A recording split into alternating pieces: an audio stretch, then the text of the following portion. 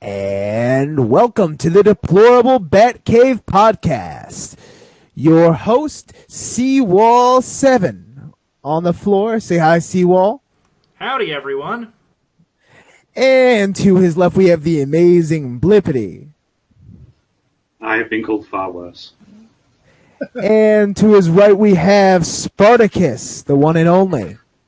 I am the one and only. Nobody else I'd rather be. I am the one and only. You can't take that away from me.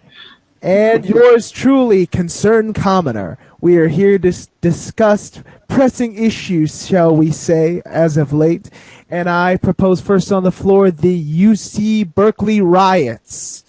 So, comments on the floor as to the events that were unveiled just yesterday. Well, first thing I'd Too like to long get didn't read for me is not enough tear gas and too much fire. on that topic, though, I will say this. Utter barbarians, all those fires, not one single marshmallow produced. What the hell? Now, Uncivilized swine. At least from what I could gather from the surroundings and from what archived footage I had access to, I saw amongst the coalition that had formed in the riots, the hostile entities in question were comprised of the queer anarchist movement, the anarcho-communist. The queer anarchists fly the pink and black flag. Anarcho-communists typically fly the red and black. Among them also, I believe, were the anarcho-primitivists and the anarcho-feminists. And their flags are green and black and purple and black, respectively.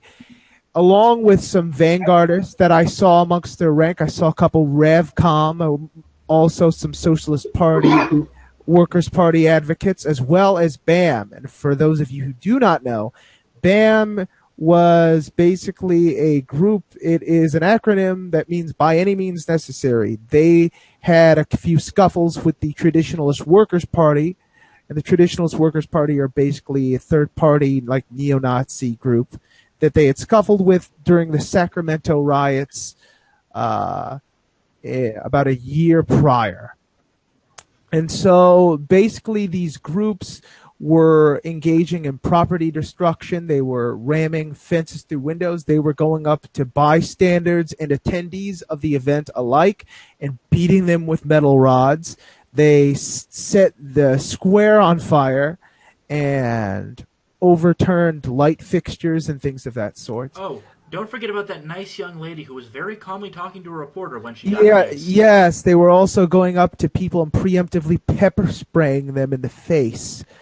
The lady in question, blonde lady, I believe she was wearing a make Bitcoin great again hat, styled like after a MAGA hat at a distance. Yeah. And basically the people who were basically instigating a lot of the violence going on are basically advocates for what they call quote-unquote radical democracy, air quotes. But the people in question are basically asking for a form of governance that's kind of similar to that of the Yippies. The Yippies were basically, they broke off from the counterculture movement.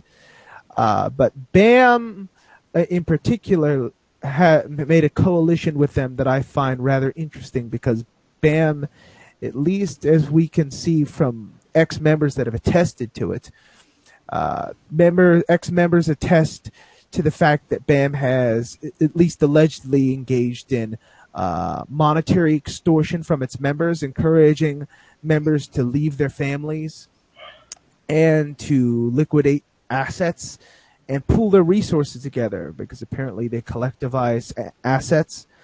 Amongst that, also, they cut social ties off from members within the organization. They typically keep close personal tabs on their members and will even without the members' knowledge, especially among members that they think may have group disloyalties or doubts about the group's political legitimacy. And so if these testimonies have any veracity to them, then BAM is engaging in Heaven's Gate level of cultishness. And I was going to say cross the Manson family with Scientology, but you're a bit nicer. Well, at least in regards to what they were objecting to, they were objecting to Milo Yiannopoulos of Breitbart, a lecture that he was going to give on cultural appropriation. They're basically accusing him of being a Nazi, or a Nazi sympathizer. And they were they thought they were exposing Milo's so-called web of lies in this demonstration of theirs. Of course, they were just going up to bystanders and beating the crap out of them. Oh. Nonetheless, these groups, I think, constitute what could be considered a terrorist act. I mean, they're engaging in inducing bodily harm to people and property damage with political motivations, which is pretty standard definition. The mayor of Berkeley ordered the police to stand down and let them run loose. Yes, because I work so well in Baltimore. And so basically the motives of these people, at least the anarchists, are kind of left-wing anarchists, kind of socialist-leaning. I find that fun, though. Every anarchist except the ANCAPs were there. That's great. Well, the ANCAPs often believe in the non-aggression principle, so at least they're less likely to be violent by far. Perhaps they didn't receive the invitation. Well, typically the anarcho-capitalists don't travel in groups anyway because they're... That would violate the NAP and result in Scud missile counterattacks. Because they have kind of every man for himself kind of view of commerce. So they don't typically like associating in groups anyway. So they're unlikely to form some kind of coalition in the first place. Yeah, but most of the violence is done. I mean, these are people that hope to create some kind of socialist or communist collective in which they collectivize resources and vote upon how those resources are allocated. And they basically want to overthrow the U.S. government in order to establish such a system. The motivations of BAM are a little bit vaguer. That they are advocates of like collective, fringe like views on democracy. These are people that basically they don't think the Athenian view of democracy is legitimate, even though the Athenians are the originators of democratic thought. Yeah, and that system was extremely flawed. If you actually look at the history, the Athenians did occasionally have trouble getting things done, and the tyranny of the majority also cropped up because they were direct democracy. If I remember direct democracy, typically, the Athenians basically decided legislators via lots. They gambled. Okay. My mistake. They randomly selected legislators the same way we do jurors. So direct democracy for them was another type of republic. But what I'm talking about, the anarchists are advocating for raw votes, like votes that become the de facto will of the people. Yeah, the tyranny of the majority. And the fact that they're all millennials, I can see how this is going. If you want to vote for this, text hashtag blah blah blah to 77762. But I don't see this as viable because what ends up happening, charismatic leaders end up cropping up, and they inevitably establish some kind of hegemonic control over the organization's activities. That's never happened. It will never stay completely decentralized. So this idea that you could do that without someone coming up through the ranks and assuming control of the group is farcical. Yeah, it's too easy to co-opt. It's one of the reasons why I have a problem with parliamentary systems. They are similarly fairly easy to co-opt if you're not careful. I mean, look at the Weimar Republic, otherwise known as Germany pre-Nazi.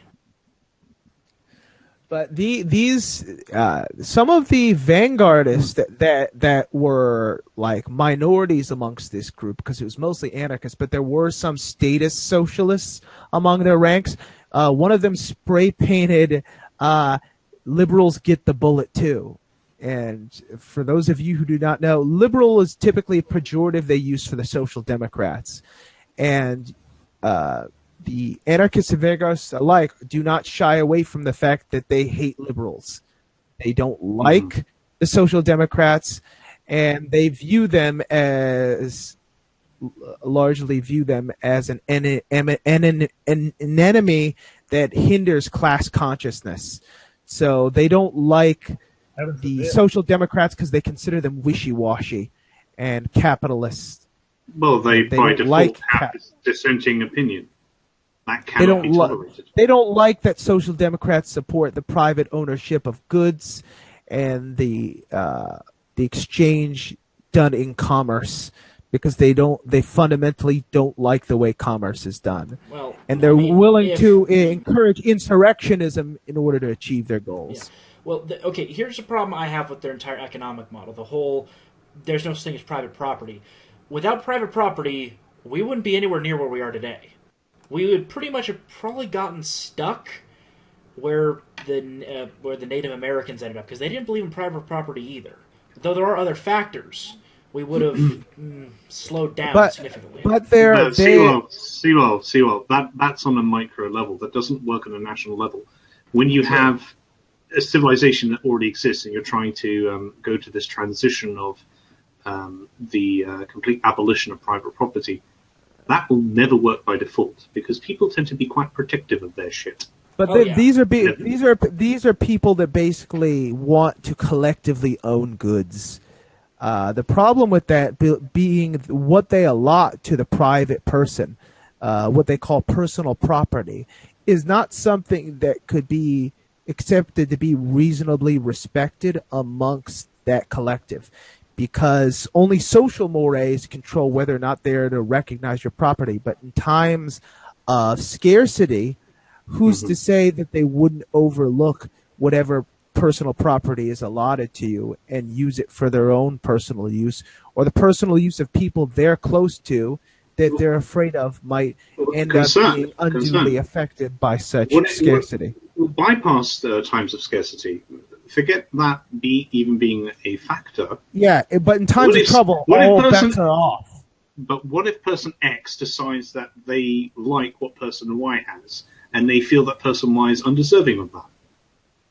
Yes, then appropriation of capital would be a very likely scenario. Yeah. In fact, most of the destruction they're doing, like bashing in ATMs, bashing windows of like businesses, small and large, is property expropriation. This was a well-known tactic of the anarchists. They think they are reappropriating property for what rightly belongs collectively to the workers. Because they think they are Robin Hood.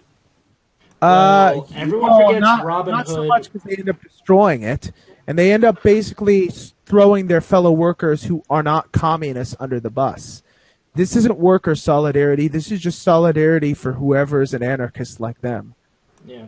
Well, also, the whole problem with the Robin Hood argument nowadays is Robin Hood was not stealing from the rich. He was stealing from the government, who was taking from everyone else.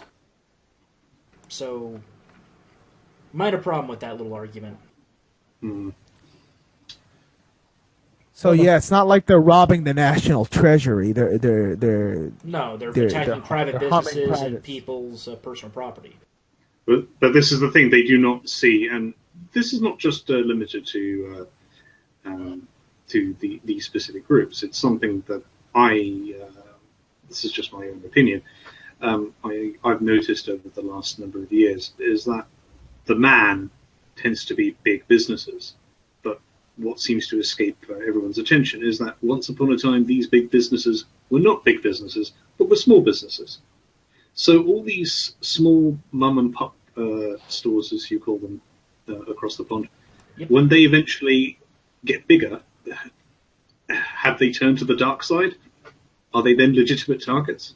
Also, what about mid-sized businesses, which aren't big enough to be considered a big business, but not small? No, that's what I mean. Yeah, What about the limbo? this is the problem. The same kind of reasoning was used when the vanguardist communists persecuted farmers that were well off and had a lot of crop yield and made a lot of money, at least relative to other smaller farmers or tenant farmers. And what happened to those farmers is they were basically accused. They were turned into scapegoats by the Bolsheviks in Russia, and many of them were killed off. And so the less experienced, less successful farmers ended up being what was left, and the burden was forced upon them to provide food for all of Russia. And unfortunately, Lysenkoist philosophy largely contributed to the crop failure that led to millions of people starving. They believed that was Western interlopers, Western hackers. Well, Lysenkoist philosophy proposed that, at least by Lysenko, he was a communist agriculturalist, and he believed that organisms were naturally cooperative, and the idea that organisms competed for resources was a piece of bourgeois capitalist propaganda. Assuming this, with the wheat crops that they had planted, they closely situated the crops, assuming that maximum crop yield would result from watering all these crops, and that it would spread water as thinly as possible to all the crops. But the organisms that comprised each stalk of wheat competed with other stalks of wheat within those fields in which they planted those crops, and there was large crop failure, a large-scale crop failure due to insufficient crop yields, and there were millions of people starved. And that's not, considering, Stalin's liquidation of political dissidents, his persecution of farmers, the way they used propaganda to delegitimize any opposition to his rule. It's in order to smear them as right-wingers, even though there were many left-wingers and right-wingers amongst their midst who were Republicans, who advocated for a republic and were not pro-fascists. There were many people that opposed the vanguardists that weren't of the far right, but wanted to be able to live their lives with the notion that they could attain liberty.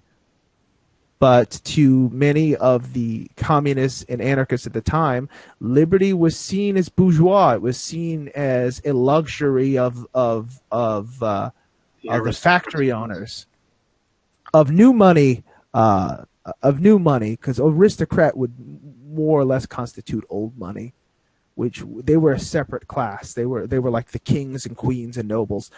Their smear tactics were primarily used against new money, like factory owners and things of that sort.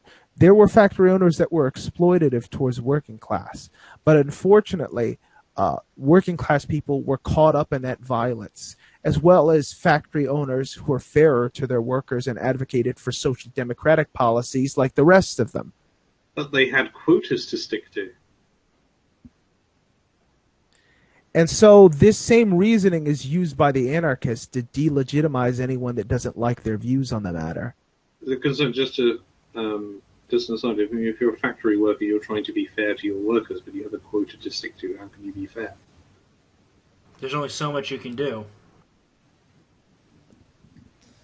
But nonetheless, the regardless of the legitimacy or illegitimacy of social democratic policies, the fact is that they were caught up in that violence as well.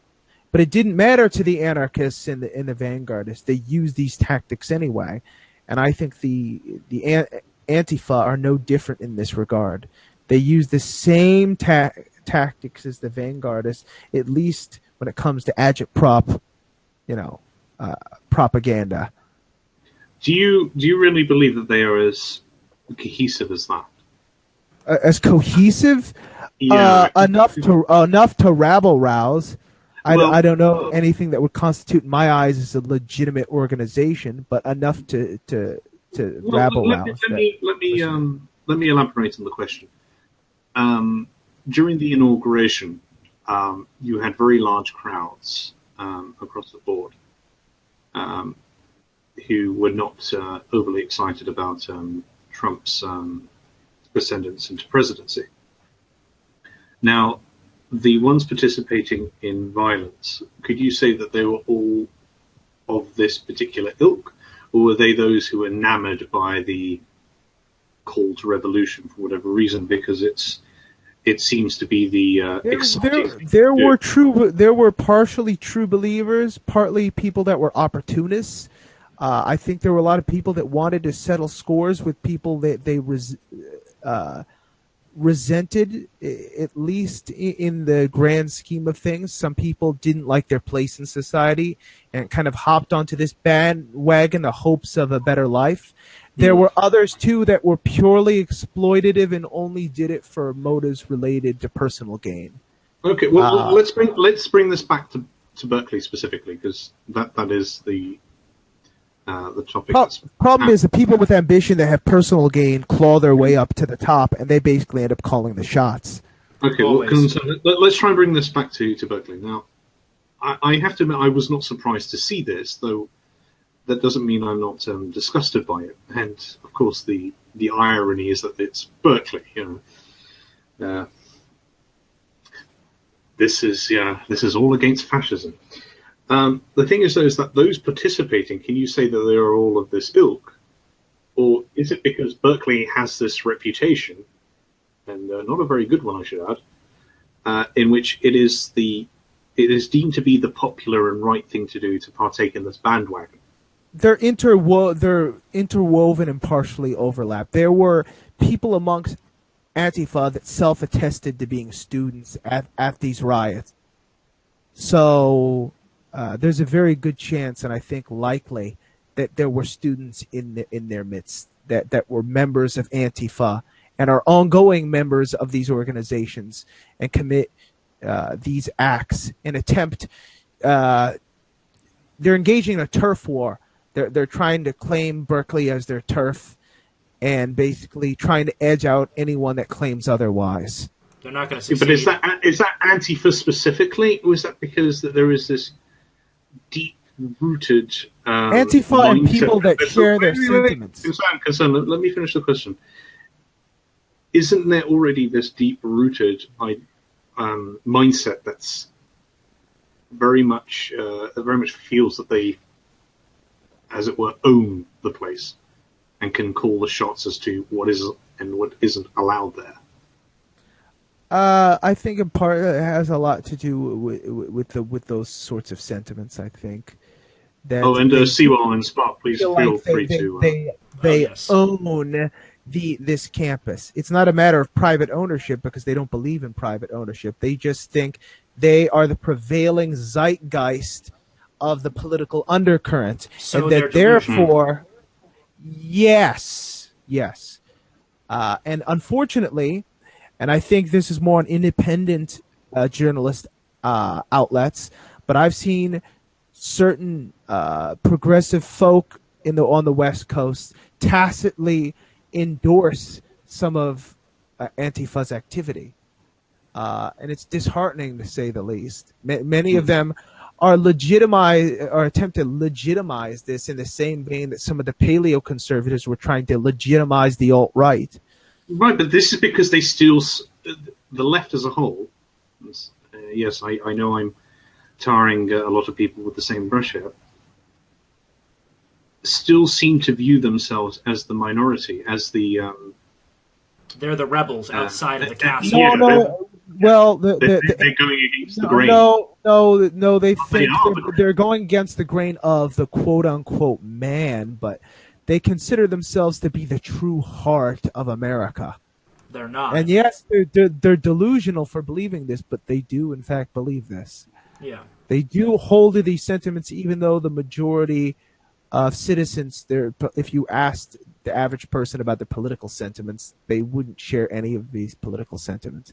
But nonetheless, there were certain progressive journalists that I saw tacitly supporting this. I saw Arthur Chu of the Daily Beast Arthur, supporting this. I Arthur, saw the choo-choo train chew. I saw many people of his ilk endorsing this kind of stuff, in so much as they thought it was a justified political act. Arthur Chu's been shit for years, though. Why is this a surprise? He's been saying that this shit since 2014. I thought he just lost relevance and disappeared. I haven't heard about him since Gamergate. There are still people of his ilk in certain journalist circles, specifically Fifth Estate media, which is largely kind of blogger-esque. Basically, the anti-GG crowd. People of this ilk are kind of like gonzo journalist-oriented. They like getting personally involved in a reporting story, contrary to like the old paradigm.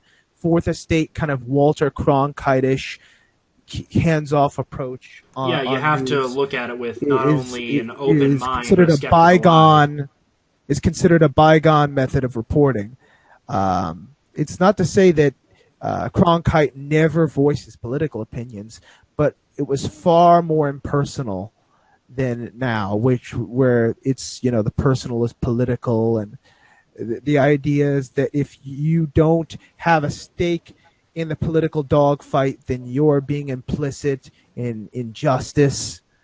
And a lot of these claims rely on, faulty beliefs that don't really go around with the American spirit. A lot of this is post-capitalist rhetoric out of the Occupy movement. It's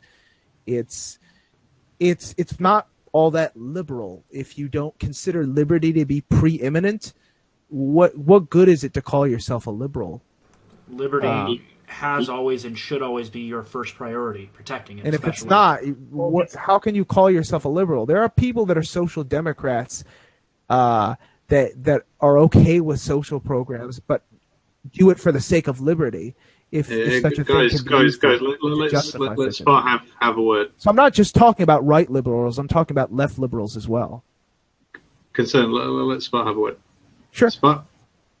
Well, while paying attention to the stuff going on here, I'm also following Twitter because God knows I need more cancer in my life. I just found out about this because God knows I'm like 3 seconds behind everybody else. Speaking of people tacitly agreeing to this or fanning the fucking flames, our favorite unfunny... Well, actually, goddamn, I can't say favorite unfunny comedian because there's too fucking many of them now. All of them female, ironically. But anyway, Sarah Silverman has called for a military coup. Why don't you read out the whole thing so people don't accuse us of taking her out of context? All right, let me go back. Yep. If I can find the tweet again, it just updated. But the basic idea that she's advocating for people to join the resistance, and that once the military, they get the military's approval, that they could throw a certain someone out of power. It's clear indication that. Seawell. I did glance through this a bit earlier. It's kind of like an earlier conversation me and Seawell have had about the military joining the side of the people. But those of Sarah Silverman's ilk seem to think that the military will side with them. The military shouldn't side with anyone. The military would side, hopefully, with the Constitution, and hopefully the will of the people also covers that. But the problem is the people of this ilk, they don't like the Constitution. A lot of them hate it. They want something else. They want... I don't even know how to describe it half the time. Well, like I said, some of these people, they'll give lip service to the idea of democracy, but it's obvious that they only want people to have a say in the matter that they have solidarity with, or that they perceive to have solidarity with. Anyone outside of those circles would be viewed as, ones that aren't worthy of being considered to be part of the conversation. Even people that, don't constitute a legitimate threat to what they're proposing. Sorry, what did you want to add, Spunk? Well, I just pulled up 3 different sources: Fox News, the Daily Mail, and the Washington Examiner. You could just look on Twitter directly. I know, but I figured I'd just go ahead and see if I can get 3 separate sources as well. So the tweet was, "Wake up and join the resistance. Once the military is with us, fascists get overthrown. Mad King and his handlers go bye-bye." Absolutely not incendiary, that. Not in the slightest. But this goes to the heart of the issue. That is to say, what is free speech? And I think this is not free speech. This is incitement. I'm not talking about incitement, but the whole hoopla about should you allow people with divergent political opinions in order to speak at public events and stuff, because the whole hoopla is over, the Milo thing, the Milo speech, and other speakers with even more controversial opinions than his. I'm of the opinion that free speech belongs to the evil and the good, and that's not even talking about whether Milo is either. It's just a matter of saying on principle, virtuosity is not a prerequisite for free speech. Well, here's the thing. I know the argument, that Twitter as a private company can do what it wants, has been used repeatedly. Here's the thing. Let's say, God forbid, an awful scenario where Hillary had won, and somebody like Milo had placed the exact same statement on Twitter. I have no doubt he would be, well, assuming his account was still active, I have no doubt that action would have been taken against him. I don't think it should be, though. Possibly involving arrest. We're not saying it should be. We're just saying it probably would. I'm talking about the hypocrisy here. Yeah. It's attempt for her to use,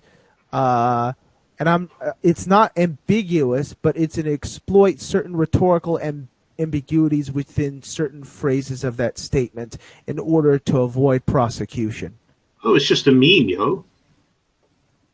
It's an attempt to muddy the political waters and exploit political rhetoric.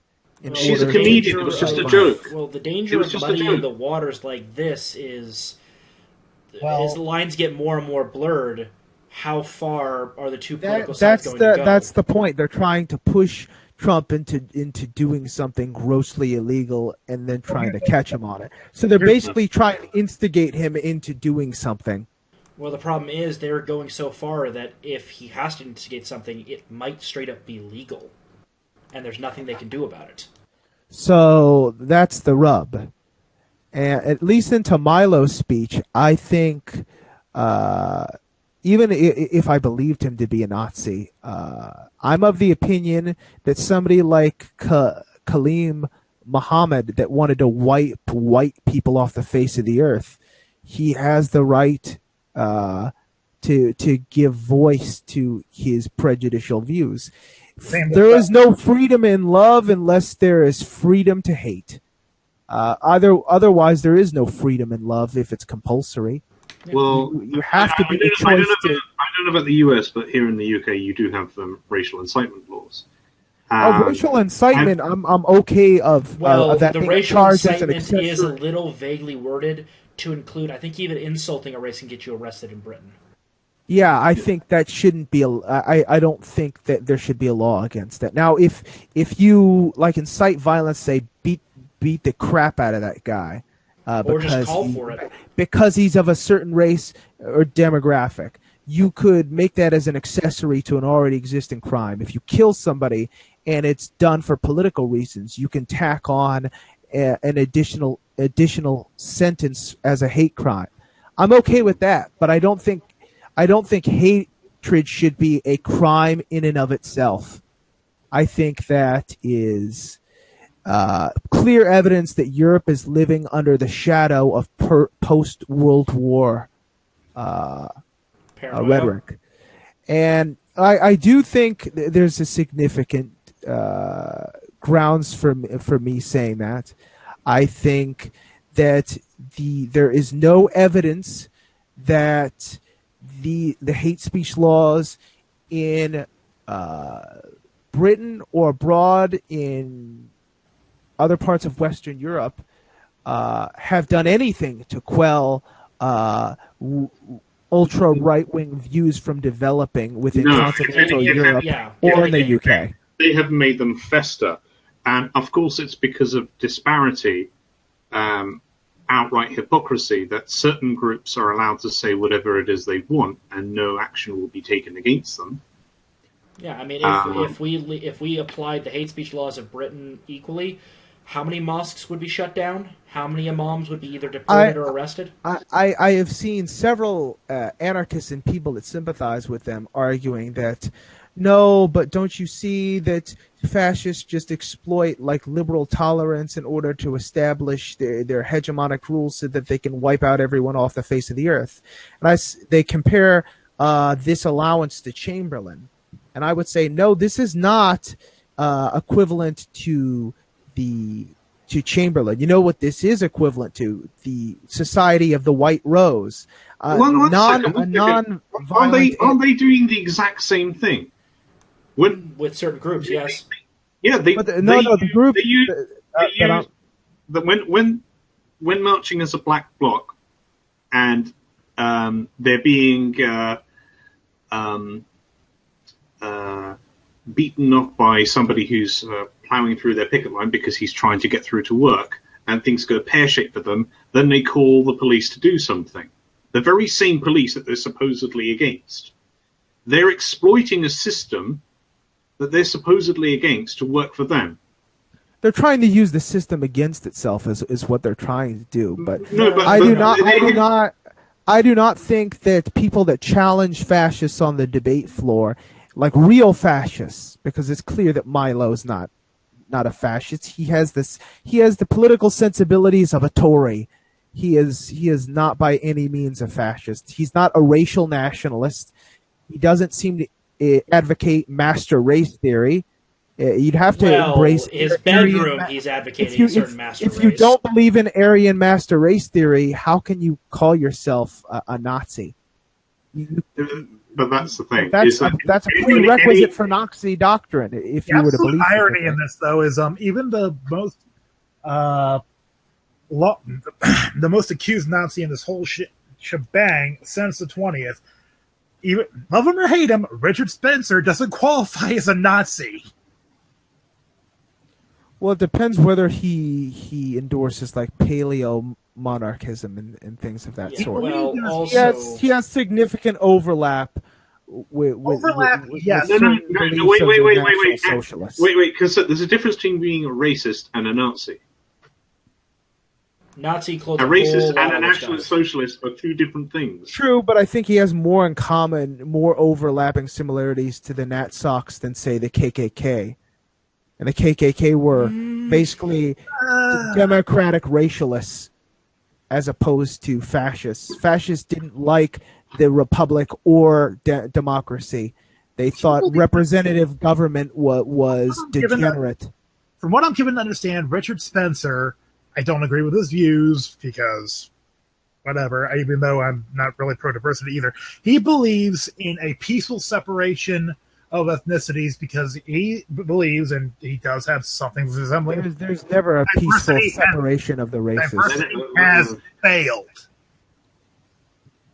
Diversity has failed hard.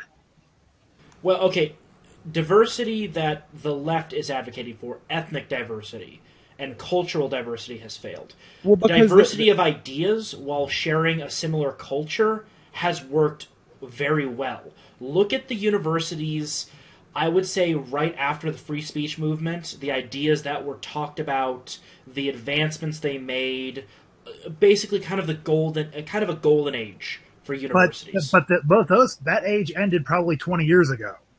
I'd argue it probably ended in the 70s. Yes. Or earlier. What you have with people that advocate multiculturalism, they're advocating cultural segregation. Interculturalism would be more advocating anyone can intermix or do whatever they want to their own choosing, as opposed to trying to respect cultural boundaries at the risk of allowing people to culturally segregate. Well, And as if I also, should respect that, I cultural don't mixing- respect people that discourage interracial relationships and make it harder for couples in that situation to be with each other. If they want to be with each other, it's no one's business. Well, the problem with the when you do the cultural mixing, the cultural mixing thing, is certain parts of each culture will have to be abandoned because they are mutually exclusive with other parts of the other culture. So eventually, those two cultures eventually in that area die off, and a new hybrid culture is born out of it, potentially even more unique than the two before it. I would disagree with that, Sewell. I'm at least in Europe, you have something that in some ways could be argued to be worse, is that you have an approval for one culture to supersede the other. Well, no, I'm not talking about that. I'm talking about I'm not talking about real world. I'm talking theory here. You have two cultures that are equally as dominant as each other. They're put in the same area, and the similarities allow people to be peaceful. Over time, certain things that are mutually exclusive on each side will be lost to either a better idea or the more dominant of the two ideas, and then a new culture will be born out of it that's a combination of the two. See, that's the only environment in which But that's not what happens. Environment under which new groups could be assimilated into the predominant culture. The problem with the kind of multicultural view is because it allows for cultural segregation and demands of its participants to respect that. I don't respect people that will actively antagonize members of their own ethnic group, that dating outside the ethnic group is degenerate. I don't care if you're from a minority group. I don't respect you for having those beliefs. Well, if you think I'm going to sit down and respect someone white nationalist that talks about miscegenation, what makes you think I'm going to respect you? What, because you're a non-white person asking for that? No, I don't respect you, and I don't respect should not just be freely given. It needs to be earned. I don't give exceptions to the Chicano nationalist or to the Brown Berets or to the Pan-Africanists. No, you're just the same as suffering from the same malady as the white nationalists, at least in respect to the beliefs you have. Well, my personal perspective on that whole thing, again, I'm bringing my anecdotes to the table. I don't have an issue with quote-unquote interracial relationships. None. I do have a problem with interracial exclusivity. Can you elaborate? The most common example will be white girls that only want to date black guys. And only black guys. Well, people do have preferences. And you can't force somebody to go against what they wish. This isn't exactly something like... If it's an aesthetic preference... But if somebody wants to argue that because they're better than other people because they engage, then they're a supremacist. I would have a social problem with somebody trying to get up in people's faces in order to brag about such things, because it's clearly indicating that you don't love that person for them. You love them because they're black or they're white or they're they become an object. That's basically what I'm seeing. Granted, it's mostly around where I live, a lot of it, but they see dating a black guy as the only method they have of actually dating anybody. They get the Queen of Spades tattooed on them, and they declare themselves black only. They refuse to even consider anything else because it's actually been ingrained into them somehow. Yeah, that's the problem version. Because if somebody's just like, like one of the examples out there is, and they have this in Japan that I've heard about, that there are these bars out there where there are these Asian girls who will only date Westerners. Oh yeah, that's a fetish amongst some. I've heard. Well, I mean, do we force them out of those clubs and force them to date someone else? I'm going to go, no, they have that choice. I'm not dismissing the choice. It's just I find that aggravating. Yeah. But at least among legal grounds, I mean, I don't find that legally objectionable in any way whatsoever. Well, I never said it was. It's more of a philosophical problem that I have with people who don't get involved in a relationship for the person, but for their race, which is if it's a preference versus what would we call it? Yeah, That's but what a preference is happenstance, right? It's not the same as, oh, I love you because you're blonde and I only date blondes. It's just the preference is more likely to lead to that person, but it doesn't guarantee it. The way I'm doing it seems like the preference, it might have originally been a preference, but it becomes almost sociopathic in nature. Yeah, that's it going too far. Isn't that also a cultural, I believe / localized thing?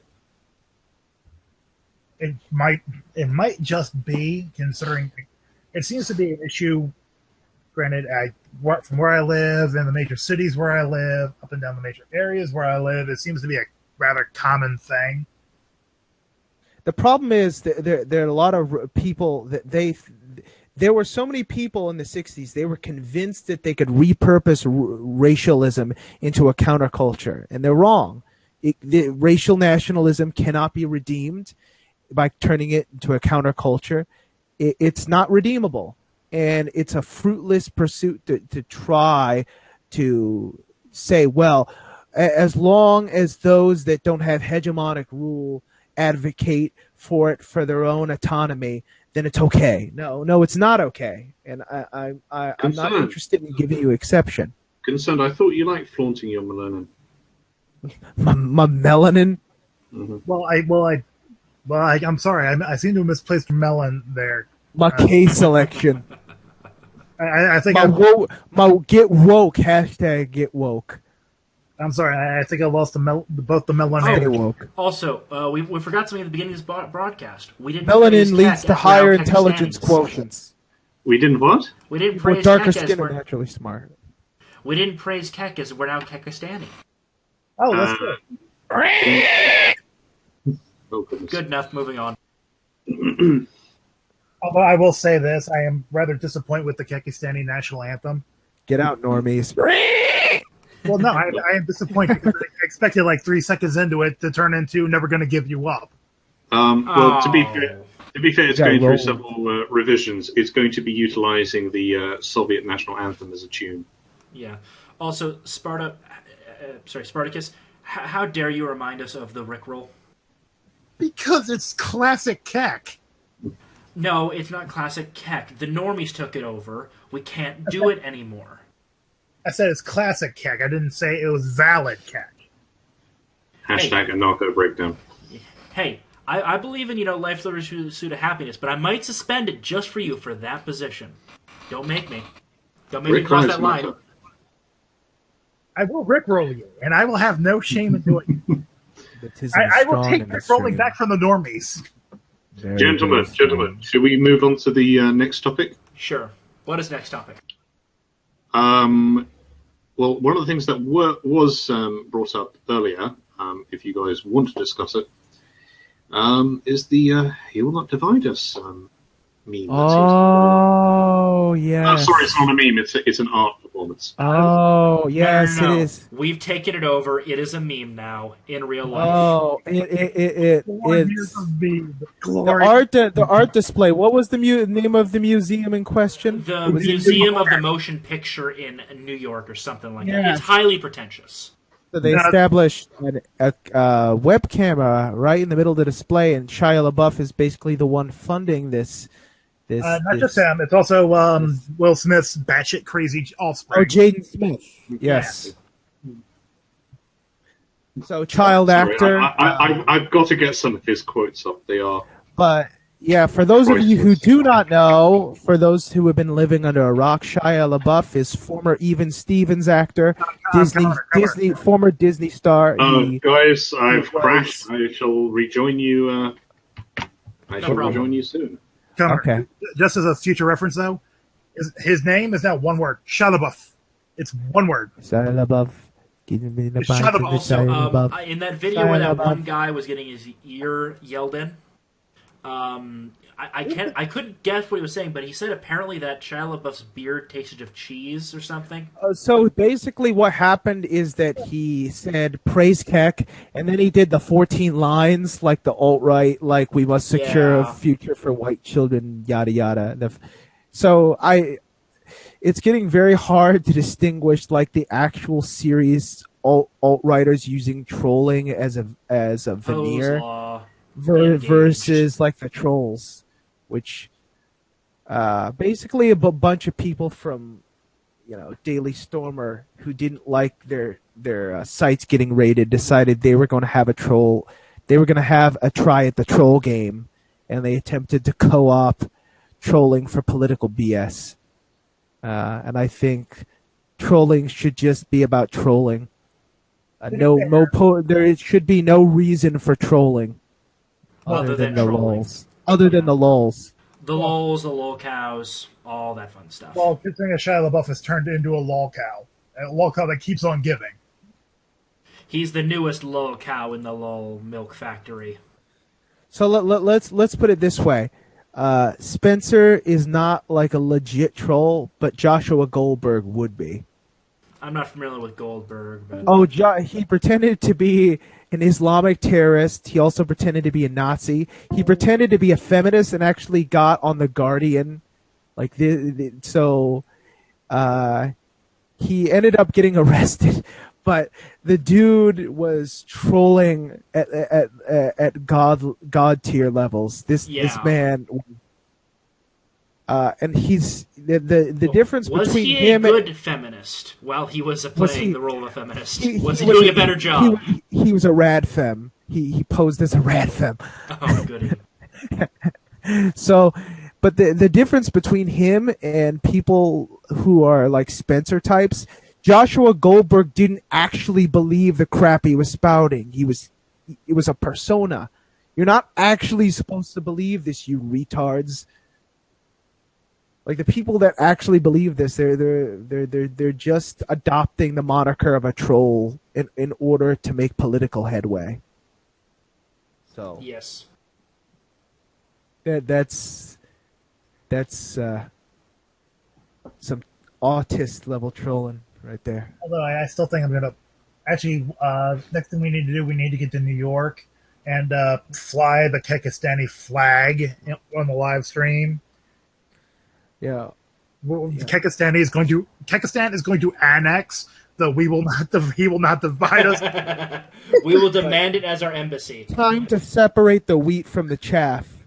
Time to separation of lulz versus Anon 2 Electric Boogaloo. It's time to separate the kek from the normie. Let's go. I remember the meme wars. It was a dark time. We didn't know where Pepe was some days. Who was controlling him? Was it Keck? Was it the Storm Fags? Or was it someone else? Someone far more sinister. They're Anon pretending to be lulsect in an attempt to gain political legitimacy. Oh, lolsec. You completely screwed the pooch. And everyone hated you for good reason. But they did it for the lulz. Walsek tried to be Pole and failed. Yeah. Also, if you actually know what happened to the hackers when they were actually grabbed, and I use hackers very loosely because they used other people's software to do it. Script kiddies? Yeah, they were script kiddies, most of them. A couple of them had some skill, but not many. When they were grabbed, apparently they were singing like canaries right as the cuffs went on, ratting everyone else out to try and save themselves. Because, when you get vanned, you get vanned. I heard one of them works for intelligence agencies in the United States government now. I wouldn't be surprised, though. He's on a very short leash, I'm sure. That's the problem when a black hat gets the ire of the government. They pretty much become a slave to the government. Sure, they get a nice paycheck and a nice house, but so what do you think? What do you think about the more ambiguous ones, the gray hats? I'm trying to get into cybersecurity, and I'm a white hat. The gray hats play a very dangerous game because they will test security systems without the permission of companies, and then, well, they'll bring it up to the company, and it's a risk. Sometimes I wouldn't be surprised if companies have exploited it and basically said, "Hey, you just admitted to committing 8 felonies. Now you will work for us. You'll only make like $50,000 a year, and you will never advance, or we turn you into the cops." What was that? What was that one Joker? The gray hat. Yeah. I don't keep track of the gray hats or the black hats. I just want to go in and be kind of a white hat security guy. But the gray hats tend to be the highest generator of lulz. Most like trolls tend to be gray hats anyway. Well, no. A gray hat, the actual definition is they actually do work in the security industry legitimately. It's just sometimes they cross the line into the dark side, or they'll test systems without getting full permission first. But some of them do stuff to generate lulz that have of moral course. ambiguity that neither intentionally malicious nor entirely beneficent. Yeah. Well, the thing is, the terminology. I think we might have a bit of a terminology mix-up here, based on morality. The whole black hat, gray hat, white hat all has to do with legality, not morality. White hats never break the law. Gray hats, they toe the line and occasionally cross the line. Black hats just cross the line flagrantly and don't care. But gray normally does involve legal and moral ambiguity. Sure, I could see to a certain extent. But we're getting off topic here. Yeah, sure. That was one nasty little tangent. Let's turn back. Correct me if I'm wrong. What wasn't the topic just before I crashed? We were talking about the political motivations of trolls and the motives that separate them. Well, a proper troll just trolls for the lulz. Which was a tangent of Agreed. Which was a tangent of us annexing the He Will Not Divide Us for Kekistan. But anywho, I mean, I saw there were. I mean, you could slowly see the progression as Shia slowly slipped into madness. Like originally, as the trolls were kind of baiting him, he was just kind of laughing along things to which he found funny, because some of them would be so funny that even protesters were kind of laughing. You saw that one guy going, "He will not divide us. He will not," and you just saw. I think that is the post-traumatic effects of partaking in Indiana Jones. But you saw him slowly start to crack, day after day. There was one guy that played Chatelet, and he laid the speaker there, and it played all night. Yeah. He comes up with like a thing of coffee. He's like, "He will not divide us." Like as soon as he approaches the dudes that are also on the scene within earshot. Once he's in earshot, it's like, "He will not divide us," kind of nonchalantly. Goes up to the stand, sees the speaker, and is like, "What is this speaker? Whose speaker is this?" Well, also one of the ones that I really like that I can't remember who posted it. It could have been one of them, any YouTubers, probably Sargon with the new meme media. Basically, what happened was a couple of just older New York guys, obviously working class, come up and said all this stuff is BS. Trump is our president. Greg the Greek and they called him Greg the Greek and Uncle Tony. Yeah, like kind of bigger guys. They're middle aged, maybe a bit older. They're obviously working class, probably bronze. He will not divide us. He will not divide us. Yeah. Well, I'm talking about the guys that are basically saying, Trump's our president now. Let's hope for the best. You guys, the ones dividing us, just kind of. They were very reasoned and based guys. I'm familiar with them. Yeah. It was good stuff. Actually, I recommend watching it because it's the voice of the working man.